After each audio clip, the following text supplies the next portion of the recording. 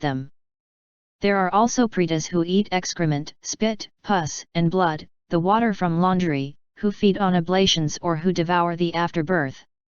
There are all kinds of starving pretas of this kind. The 6 classes of the desire gods are the Katar Maharaja devas, etc.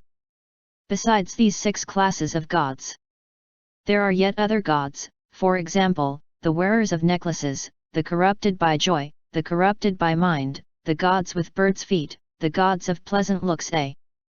These gods are included in the 6 classes of desire gods. Some say that the beings of the desire realm are of 11 types. Sometimes 5 destinies are spoken of.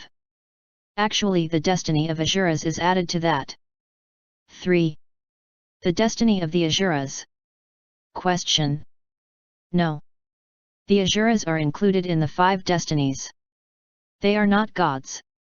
They are not humans, neither are they the damned whose sufferings abound, nor animals differing in shape. Therefore these asuras should be included in the destiny of the pretas. Answer. That is not so. The power of the asuras is equal to that of the devas. Why? Because sometimes they are vanquished by the devas and sometimes they vanquish the devas. Thus it is said in the Sutras.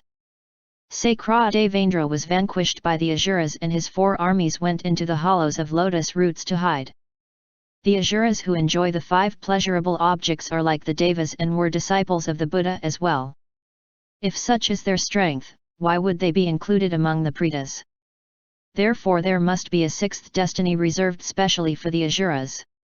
Great gods such as the asuras, Kimnaras, Gandharvas, Kumbandhas, Yaksas, Rakshasas, Buddhas, etc. are asuras, and when their troops increase, those of the devas decrease.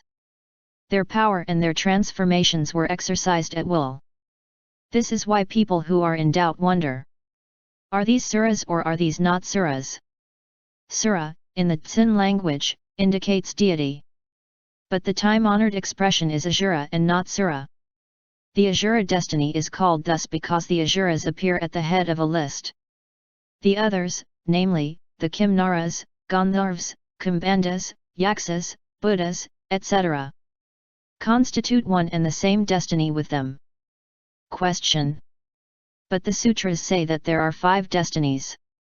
Then why are you speaking of 6 destinies? Answer. Once the Buddha disappeared, the old sutras were broadly disseminated. Having been propagated for 500 years, today they present many differences and the various schools do not agree. Some assert 5 destinies, others assert 6. Those who accept 5 destinies are modifying the Buddhist sutras as a result, and they assume 5 destinies. Those who accept 6 destinies are modifying the text of the Buddhist sutras as a result and are accepting 6 destinies. Moreover, the Mahayana, the Fahawa kings speak of beings distributed in the 6 destinies, and from the viewpoint of the real meaning of the texts, there must be 6 destinies. Furthermore, since the good is distinguished from the bad, there must be 6 destinies. The good being of superior, middling, and inferior categories, there are 3 good destinies, namely, the Deva gods, the Manushya humans and the asuras. The bad being of higher, middling, and lower categories, there are 3 bad destinies, namely the Naraka, damned, the Tiryan animals and the pretas. If it were not so, i.e., if there were only 5 destinies, there would be 3 fruits of retribution for the bad and only 2 fruits for the good. This would be conflicting. On the other hand, if there are 6, the sense of equality is not violated. Question. But the good dharmas involve 3 fruits as well. The lower fruit is a human destiny, the middling fruit is that of Deva and the higher fruit that of Nirvana. Answer. In the present subject, Nirvana is not included. Only the abodes constituting fruits of retribution for beings are being distinguished. Nirvana is not a fruit of retribution. The good dharmas are of 2 kinds. 1. The 37 auxiliaries of enlightenment that lead to nirvana. 2. The dharmas producing happiness in the course of rebirths. Here we are speaking only of the good dharmas occurring in the reincarnations. We are not talking about the good dharmas leading to nirvana. The good of the mundane order is of three categories. 1. The superior category gives as fruit of retribution a deva destiny. 2. The middling category gives as fruit of retribution a human destiny. 3. The inferior category gives as fruit of retribution an asura destiny. Question. But you yourself just said that the asuras are equal in power to the devas and that their bliss does not differ from that of the devas. Why do you now say that the good of the lower category gives as fruit of retribution an asura destiny? Answer.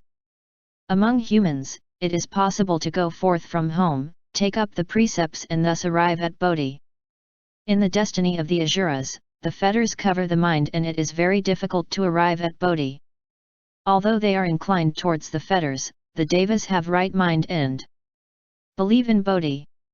The asuras, whose minds, however, are bad and twisted, seldom come near to Bodhi.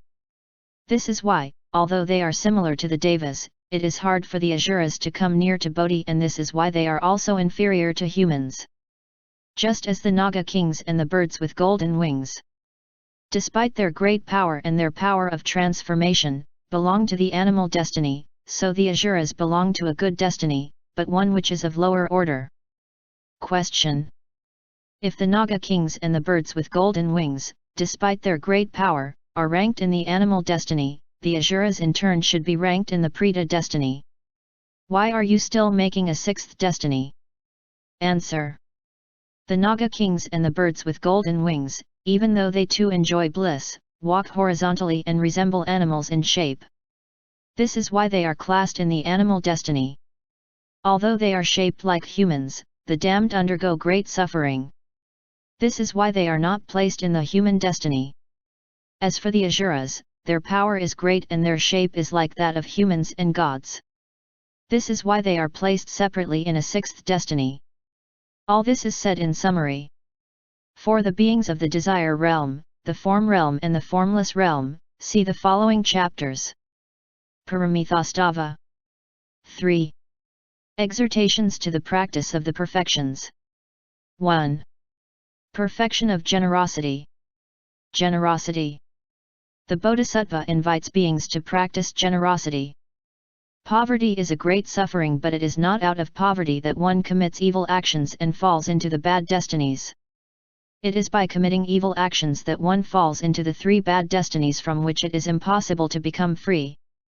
Hearing this, beings give up thoughts of avarice and practice the perfection of generosity, as will be said at length in the following chapters.